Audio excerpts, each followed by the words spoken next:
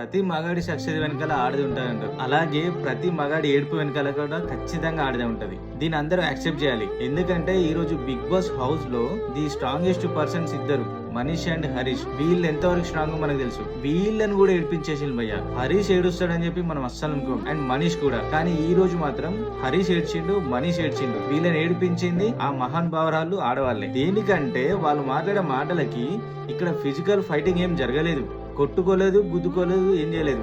Just మాటల వల్లనే. శ్రీజ మాట్లాడే మాటలకి దాన్ని తీసుకోలేక మనీష్ ఏడ్చిండు. అండ్ ఈ ఆడవాళ్ళందరూ సింపతి ప్లే చేసి నా మీద అరుస్తున్నారు, నన్ను ఫూల్ ని చేస్తున్నారు అని చెప్పి హరీష్ ఏడుస్తున్నాడు. వీళ్ళని ఏడిపించింది మహాన్ భావురాలే. నిజంగా మామూలు కంచులు లేరు. వీళ్ళ ఇళ్లలో ఎలా భరిస్తున్నారో గానీ హౌస్ లో మాత్రం ఏ రకంగా అరుస్తున్నారో తెలుసా? స్ట్రీట్ డాగ్స్ కూడా అట్లా అరవవు, ఆ రకంగా అరుస్తున్నారు. ఆ అరవడం ఏంటి భయ్యా? తనుజ వచ్చేసి ఘోరంగా అరుస్తుంది, రీతు అరుస్తుంది, అండ్ శ్రీజ అంటారా నిజంగా రేకు డబ్బాల రాని ఏమైతే ఒక్కటే లొడలొడ వాగడమే వాగడం.